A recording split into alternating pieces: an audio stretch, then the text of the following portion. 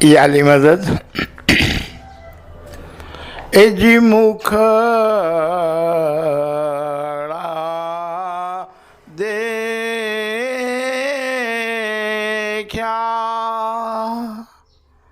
તબ મન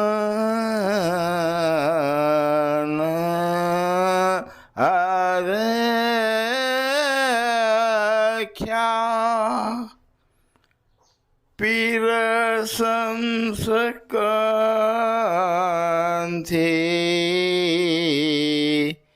સુણાયા મેરે સાહેબ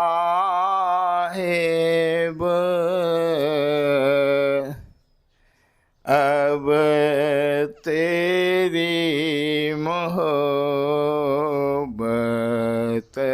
લાગી. જિંદારો સૌથી પહેલાં ખુદાવંદ નૂર મૌલાના શાહ રહીમ અલ હુસૈની હાજર ઇમામના પાક અને મુબારક નામના ઉપર જિંદારો ઇશ્ક અને મોહબ્બતથી સલવાત પઢો. અલ્લાહુમ્મા સલ્લી અલા મુહમ્મદિન વ આલ મુહમ્મદ. જિંદારો પીર લખે આપણો કે મુખડા દેખ્યા તબ મન હરખ્યા. ખેર આ તો રૂહાની પ્રેમની વાત છે, તમે જો. પણ આપણે ઇશ્કે મિજાજી એટલે કે સંસારિક પ્રેમની પણ જો મિસાલ લઈએ તો એક આસકના મનના અંદર પ્રતિપલ એક જ વિચાર હાલતો હોય કે હું ક્યારે મારી માસુકાના પાસે જાઉં અને એનું મુખડું જોઉં તો મારા બળતા અંતરને, મારા આ તડપતા દિલને એનાથી કરીને શાંતિ મળે. કેમ કે જુદાઈના અંદર એક સ્મરણ છુપાયેલું હોય અને આ સ્મરણ, આ યાદથી અંદર ને અંદર જાણે બે પથ્થર એકાબીજાથી કેમ ટકરાતા હોય અને એનાથી કરીને એના અંદર એક આગ પ્રગટતી હોય અને એ દિલને અંદરથી ને અંદરથી બાળતી હોય. અને ઠંડારક તમે જો એ ત્યારે થાય કે જ્યારે એ પોતાના પ્રિયનું મુખડું જોઈ એના દીદાર કરે. સાચી વાત એટલી કે પ્રેમના અંદરનો આ ઇંતજાર ઉપરથી તો એક સજાના જેવો લાગતો હોય, પણ હકીકતમાં એ પ્રેમનું ઊંડાણ અને એની પવિત્રતા અને એની પરીક્ષાની સૌથી સુંદર મજાની એવી એક કસોટી હોય. પ્રેમના અંદર એમ કહેવાય છે કે જો कच्चे धागे से बंधा चला है तो આ ઇંતજાર એટલે કાચો ધાગો કે જેનાથી એ બે દિલ તમે જો એકાબીજાના સાથે બહુ જ મોટી મજબૂતીથી પ્રગાઢ રીતે એ જોડાયેલા હોય. અને આજ એ કાચો ધાગો હોય છે કે જેના કારણે એ જે દુરિયા હોય છે એ નજદીકિયા બની જતી હોય છે. ઇંતજાર માણસને એટલું તો જરૂર શીખવાડી દે, તમે જો કે જે પ્રેમ સહજતાથી મળી જાય એની કિંમત આપણા મનના અંદર બહુ ઓછી હોય કે પણ જે પ્રેમ એ કપરા ઇંતજારના બાદમાં આપણાને મળે એ પ્રેમ આપણાને એ આપણા પ્રાણોમાં વસી જતો હોય. આપણો પીર લખે ને કે પદમણી તો પ્રેમ મારક ચોખા પીર હસન કબીરદીન મા બાપનું આ જ્ઞાન મગજ રે મોમન મારક લાદ્યો એની આ કડી કે પદમણી તો પ્રેમ માર્ગ ચોખા તેને ગુર કેરો ભાવ સુહાવે.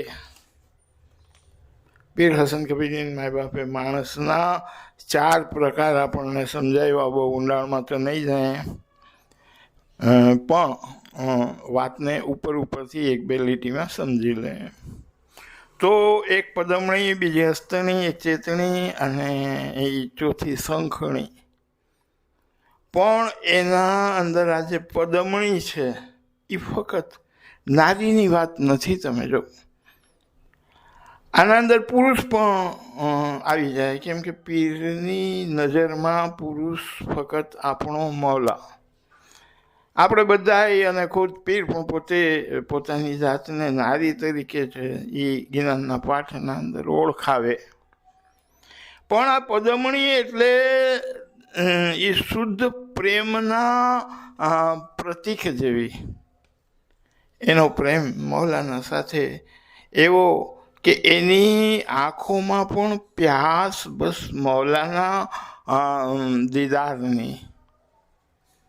એના અંદર ઇંતજારની આગ એવી કે એ બળતી જ રહે, એક દીવો પ્રેમનો કે જે બળતો જ રહે, કે જ્યાં સુધી એ પોતાના મૌલાનું મુખડું ના જોઈ લે. મુખડા દેખ્યા તબ મન હરખ્યા ના. મુખડું જ્યાં સુધી જોવા ના મળે ત્યાં સુધી એ આપણે કબીર સાહેબનું એક પદ યાદ આવે. એની એક પંક્તિ કબીર સાહેબ લખે, માણસ ગયો પિંજર રહ્યો, માણસ ગયો પિંજર રહ્યો, તાકન લાગ્યો કાગ, સાહેબ મેરો અજહુ ન આયો, મંદ હમારે ભાગ. એટલે ઇંતજારની આગમાં બળીને માણસ તો આખો ચાલ્યો ગયો શરીરના ઉપરથી. શરીર થઈ ગયું હાડ પિંજર જેવું.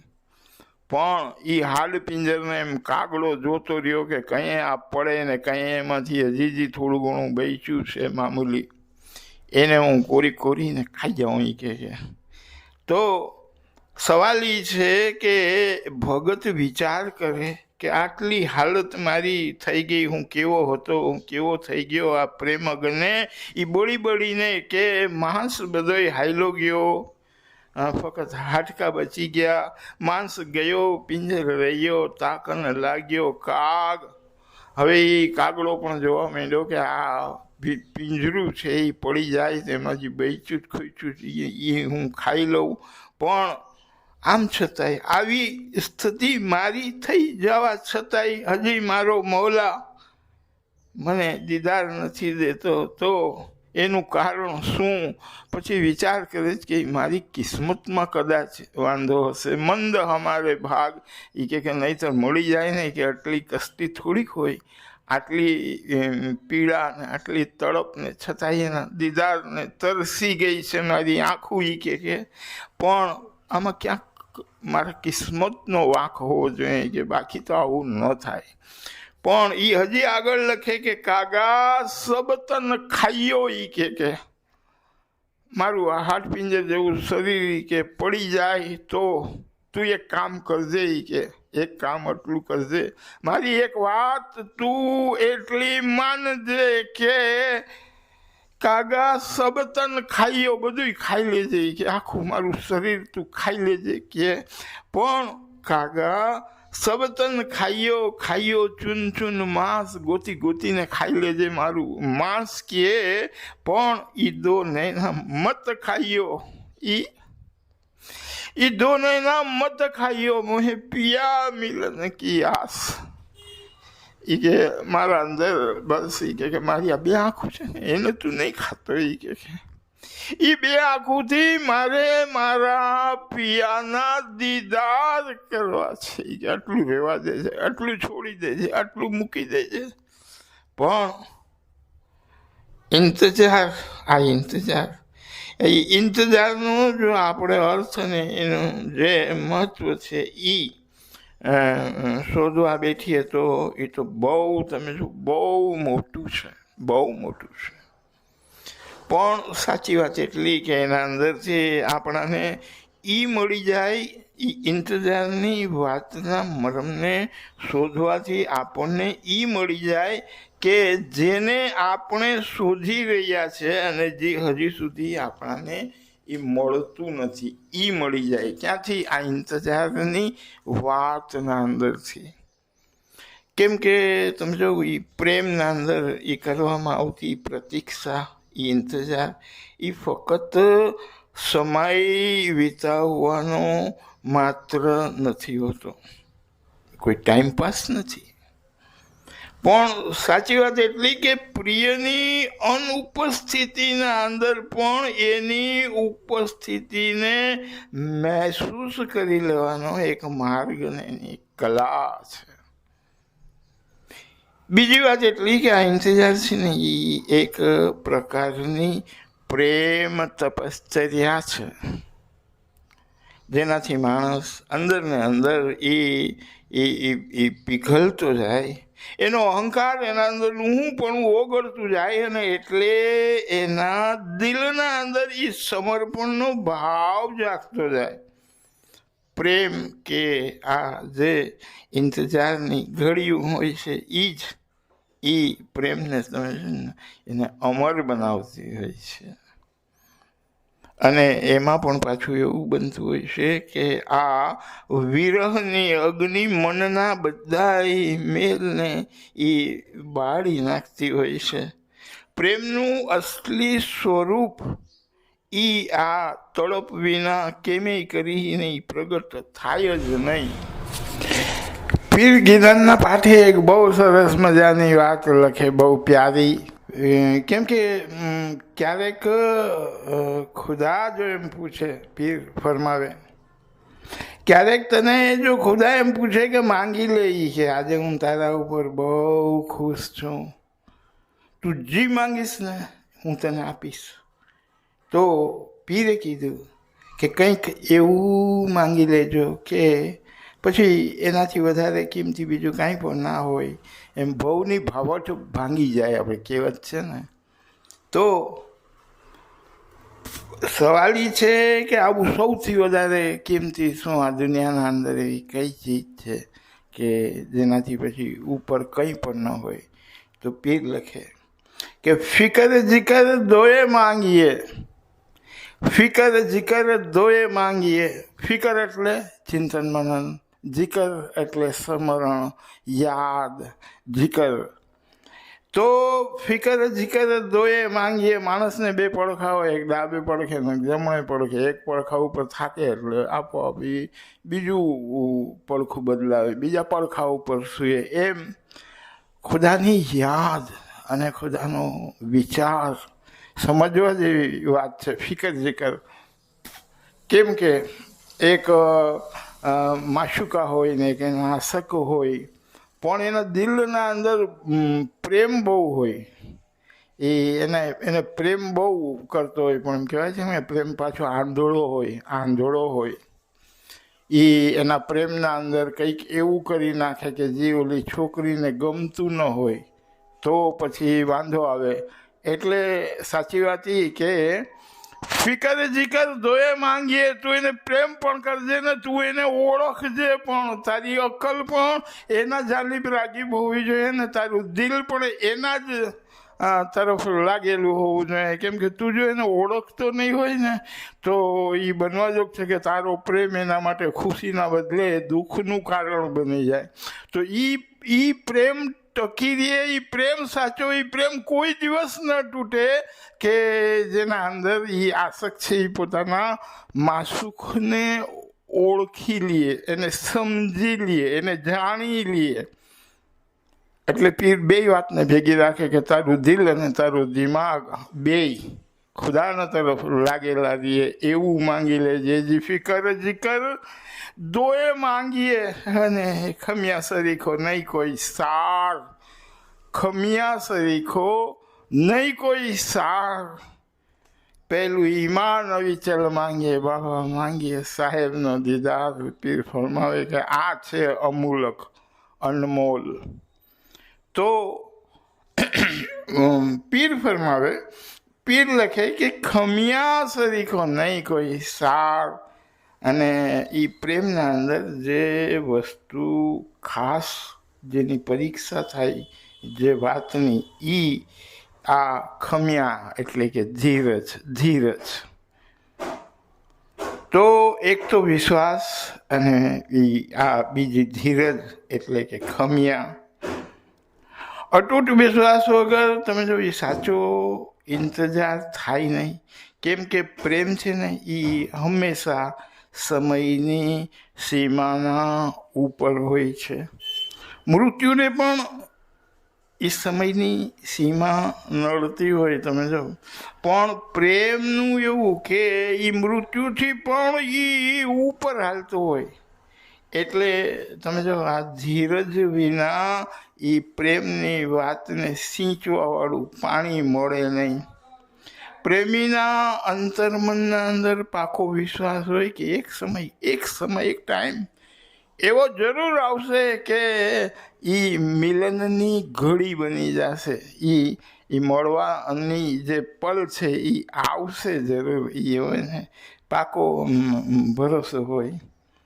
તો પ્રેમ ઇંતજારની આ આત્મિક અને આધ્યાત્મિક જે સફર છે એના અંદર મૌલાના રૂમી એક બહુ સરસ મજાની એવી વાત લખે કે જુદાઈનું આ દર્દ જ એક એવી દવા છે કે જે તમારા અંદરના અહંકારને મિટાવીને તમને પ્રિયતમથી મળવાના માટે યોગ્ય બનાવે છે. એક નારી જ્યારે પોતાની આંખોના અંદર એ આંસુ લઈ આવે, એનો ચાહવાવાળો એ પોતાની માસુકાના આંખોના અંદરના આંસુને કોઈ દિવસ ના જોઈ શકે. એ તરત ભાગતો ને દોડતો આવે અને એ સમજવાની કોશિશ કરે અને એનું જે દર્દ છે એને દૂર કરી દેવાની પૂરેપૂરી જાન લગાડીને એની કોશિશ કરતો હોય. તો આ ઇંતજારના અંદરની જે પીડા છે એ પીડા એના મૌલાના ભગતની આંખોના અંદર એ આંસુની ધારાને પ્રવાહિત કરી દે. શ્રાવણ ભાદરવો વરસવા માંડે. કેમ કે શાયર લખે, રોને સે ઇશ્ક મેં ઓર બેબાક હો ગયે હમ. પીડા થાય ને, દર્દ ઉપડે, પછી આંખોમાંથી આંસુ નીકળે. रोने से इश्क में और बेबाक हो गए हम, आज तो बस इतना रोए कि पाक हो गए हम. પીરાવતને પછી કબૂલત આપે કે આ ઈ કે સાચું છે. કેમ કે નૈનું નીર બહે, પીર લખે ને, નૈનું નીર બહે મુખ ભરે ઉસાસા, રોગ बढ़ावे सीजे जो मासा. નૈનું નીર બહે, આંખોના અંદરથી એ આંસુની ધાર થતી હોય અને એ આંખની આંસુના પાણીથી ઇન્સાનના અંદરના પાપને, એનો અહંકારને, એનું હું પણ ને બધું ધોવાઈ જાય. તો રૂમી લખે કે જુદાઈનું આ દર્દ જ એક એવી દવા છે. જુદાઈનું આ દર્દ જ એક એવી દવા છે કે જે તમારા અંદરના અહંકારને એ મિટાવીને તમને પ્રિયતમથી મળવાના માટે એ યોગ્ય બનાવે છે. તો વાત જો ઇંતજારની હોય તો રૂમી હજી આગળ એ પ્રેમની એક ભઠ્ઠીની વાત કરતા એમ લખે કે ઇંતજાર એક એવી ભઠ્ઠી છે કે જેના અંદર તપીને માણસના અંદરનું જે કાચાપણું છે એ દૂર થઈ જાય. કેમ કે જ્યાં સુધી ઘોડો કાચો હોય ને એ આગના અંદર તપે નહીં, પાકે નહીં, એનું કાચાપણું દૂર ન થાય. અને એટલે એના અંદર પાણીને સંભાળવાનો ગુણ એમાં એ પ્રગટ ન થાય. એવી જ રીતે ઇંતજારની જે તડપ છે એ ઇન્સાનને અંદરથી તમે જો એ પરિપક્વ અને એ પવિત્ર બનાવી દે. કેમ કે હજી આગળ જો આપણે વાત કરીએ તો રૂમી એ પ્રેમના ઇંતજારને થોડુંક હજી વધારે એ સારી રીતે સમજાવતા એમ લખે કે કેમ કે આ અગન અને ઇંતજાર માણસને એકાંતમાં લઈ જાય. એ બજારમાં જાય તો થાય કે હું કંઈ જલ્દીથી કે મારા ઘરે ભાગી જાઉં, એકાંતમાં એકલો પ્રેમના અંદર એને પછી માણસના ભેગું રહેવું, લોકોના સાથે રહેવું એને ના ગમે.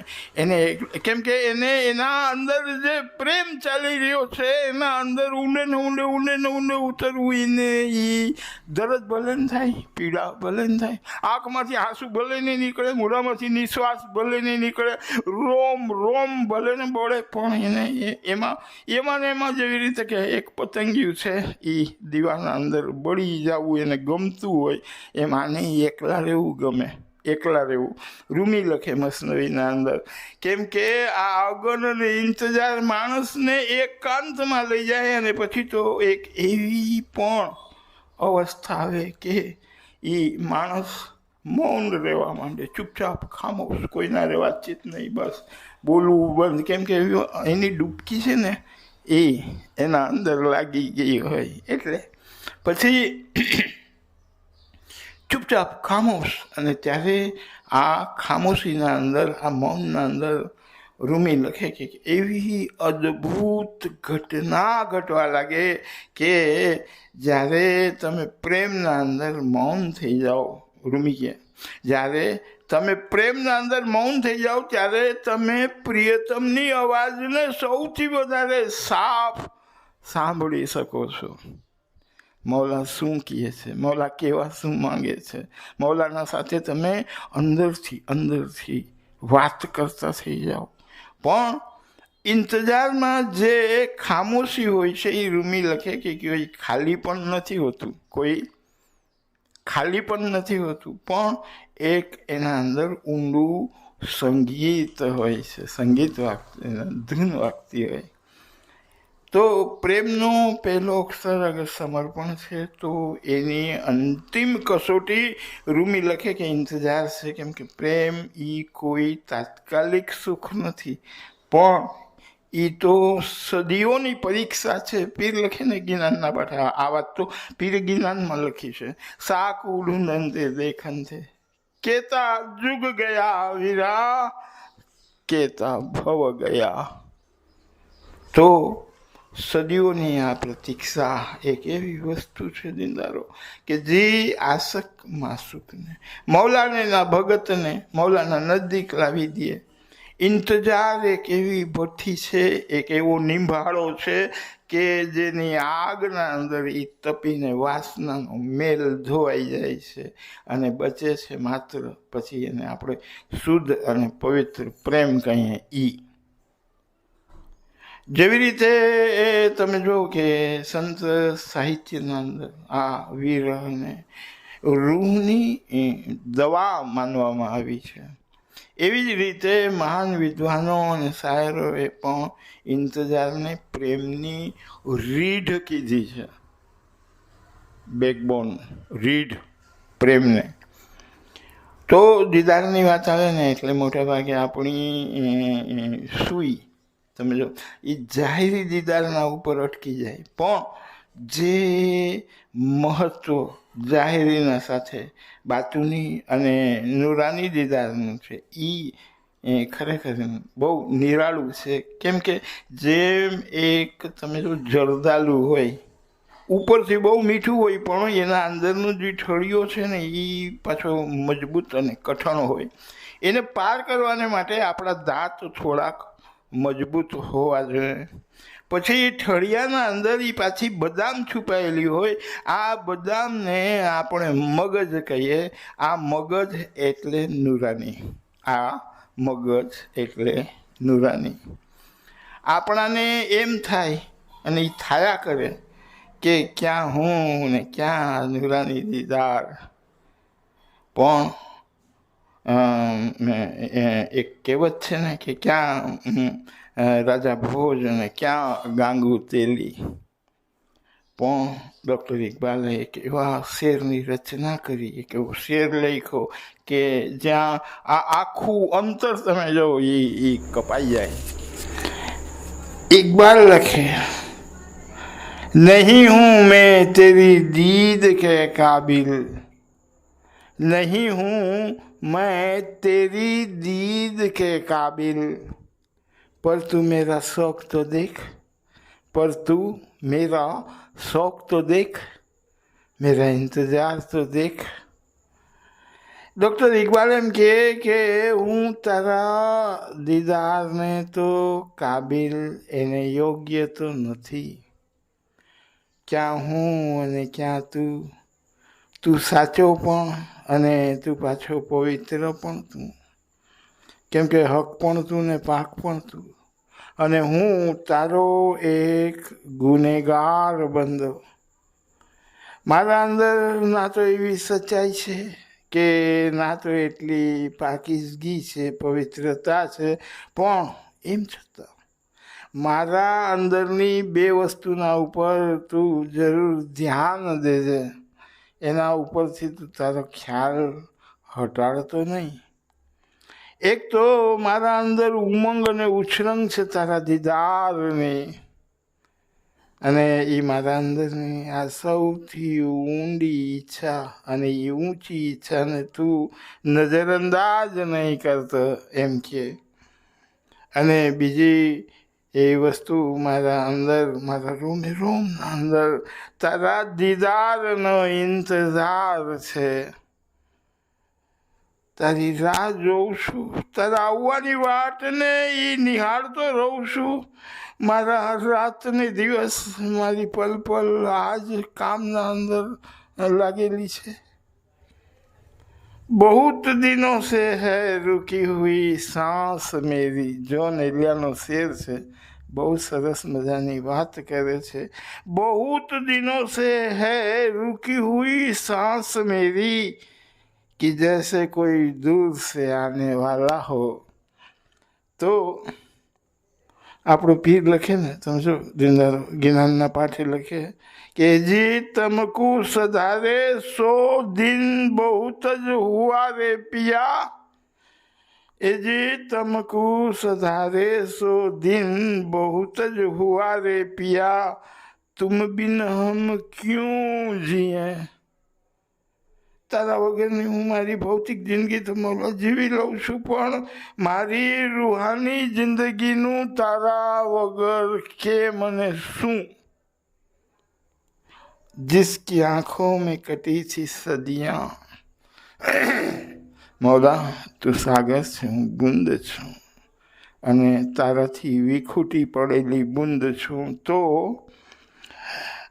जिसकी आंखों में कटी थी सदियां, उसने सदियों की जुदाई दी है। केता जुग गया वीरा मौला, केता भव गया। तो असल बात एटली के દીદારની ઉમંગ અને એનો ઇંતજાર, આ બે વસ્તુ એવી કે આ કાચા ધાગાથી મૌલા એવો તો બંધાઈ જાય કે એને આવ્યા વગર એમ છૂટકો જ નહીં। પછી વાત જાહેરી દીદારની હોય, બાતની હોય, કે પછી વાત નૂરાની દીદારની હોય। એક બહુ જ ગૂઢ અને મરમની વાત આપણે સમજી લઈએ અને એ પછી આપણે આખી વાતને પૂરી કરીએ। કેમ કે આશક માસુકના પ્રેમનું એવું કે પહેલાં પ્રેમ થઈ જાય અને પછી એના બાદમાં તમે જો એનું જિકર આવે। જિકર એટલે યાદ, સ્મરણ, એનો ખ્યાલ, એવો એનો વિચાર, એનું નામ। પણ આપણે જો એના નામનું એ રટણ કરીએ તો આ રટણના કારણે પાછળ પાછળ એનો પ્રેમ પણ આવે। એટલે એ બે વસ્તુ આગળ પાછળ સાચી। નામ લેતા ભયા પ્રેમ પ્રકાશા, કેમ કે આ વાત પીર સમસ મા બાપ આપણને સમજાવે કે તમે યા તો એનું નામ રટો, એનું જિકર કરો, પછવાડે પછવાડે પ્રેમ થઈ જશે। કે કેમ કે પ્રેમના અંદર આખરે થાય છે શું, તો કે એની જ યાદ, એનો જ ખ્યાલ, એનું જ નામ, એનું જ સ્મરણ। તો આ બે વસ્તુ આગળ પાછળ સાચું છે કે પ્રેમ થઈ જાય તો નામ આવે, અને તમે નામ લ્યો તો એના પાછળ પ્રેમ આવે. અંતમાં એટલું કે મને જે સમય આપવામાં આવ્યો છે, મારા ખ્યાલથી એમાં 1 મિનિટ બચી છે. તો આ 1 મિનિટના સમયને આપણે સાર્થક કરી લઈએ, કેમ કે આપણા પીરોએ જ્ઞાનના પાઠમાં જે પ્રેમ અગનની વાત લખી છે, પ્રેમ પીડાની વાત લખી છે, જે બળવાની વાત લખી છે, તો એ ફાલતુ એમને એમ વાત નથી, પણ એના અંદર કંઈક અદ્ભુત છુપાયેલું છે. એ જો આપણે સમજી લઈએ, કેમ કે એક ટ્રેનના અંદર, હવે તો ટ્રેન ઇલેક્ટ્રિકથી ચાલે છે, પણ એ આપણે જોયું છે કે એ ટ્રેન કોલસાથી હાલતી હતી. તો એ કોલસાની અંદરૂની તપતના અંદર એક ઉર્જા હોય, એક શક્તિ હોય, અને એ શક્તિ એ કામ કરે કે નથી ટ્રેન ચાલે અને પોતાની મંજિલે પહોંચી જાય, એને જ્યાં જવું હોય ત્યાં પહોંચી જાય. કેમ કે એ હાલવા માંડે, એ ઓલા કોયલાના અંદર જે અગન હોય, આગ હોય ને એના અંદર જે શક્તિ હોય. તો એવી જ રીતે આ જે પ્રેમ અગન છે એ આપણને મૌલાના નજીક પહોંચાડી દે. મૌલા તો આપણા નજીક છે જ, આપણા દિલમાં શું ચાલે છે એની મૌલાને ખબર છે, પણ મૌલાના અંદર શું છે એ આપણાને ખબર નથી હોતી, કેમ કે આપણે મૌલાના નજીક નથી હોતા, આપણને એનો અનુભવ નથી હોતો. પણ એ પરસ્પર એકાબીજાના અંદર છે જ, પણ એનો અનુભવ આપણને એના નજદીકીનો જ્યારે આપણે એ અનુભવ થાય ત્યારે ખબર પડે કે અરે આ તો મારા અંદર જ હતો, આ દૂર નહોતો, આ આગો નહોતો. પણ સવાલ એ છે કે આ પ્રેમ અગને એ જે દૂરી છે એ દૂર થઈ જાય અને આપણાને એનો અનુભવ થાય. પણ એમ કહેવાય છે કે જે સિંહણનું દૂધ હોય, સિંહણનું દૂધ, આ જે પ્રેમ અગન છે, એ સિંહણનું દૂધ ફક્ત એ સોનાના પાત્રના અંદર એમ સલામત રહે એમ કહેવાય છે. તો આ અગનને, આ પ્રેમ અગનને સહન કરવી પોતાના અંદર અને એના અંદર બળવું, આ એક જવામર્દીની વાત છે. એ જવામર્દી જો આપણા અંદર હોય તો દીદાર કંઈ બહુ દૂરની વાત નથી. પણ આપણાને આ જીકરથી આવતો પ્રેમ, પ્રેમથી આવતી અગન અને અગનને પીવી, અગનને સહન કરવી, આ જો વસ્તુ આપણા અંદર આવી જાય તો જિંદગીના અંદર આપણને એ મળી શકે છે. આ જ જીવનના અંદર કે જેની આપણે કલ્પના પણ ન કરી હોય. અંતમાં આપણે મૌલાના પાસે દુઆ માંગીએ કે યા મૌલા, તો અમને આખરી દમ સુધી ઈમાનની સલામતી આપ. યા મૌલા, તો અમને સિરાત મુસ્તકીમના ઉપર ચલાવો. યા મૌલા, તો અમને દસોંદ શુક્રી તે પૂરા રાખ. અને યા મૌલા, તું અમને તારા જાહેરી, બાતુની અને નૂરાની દીદારથી અમને નવાજી દે. યા મૌલા,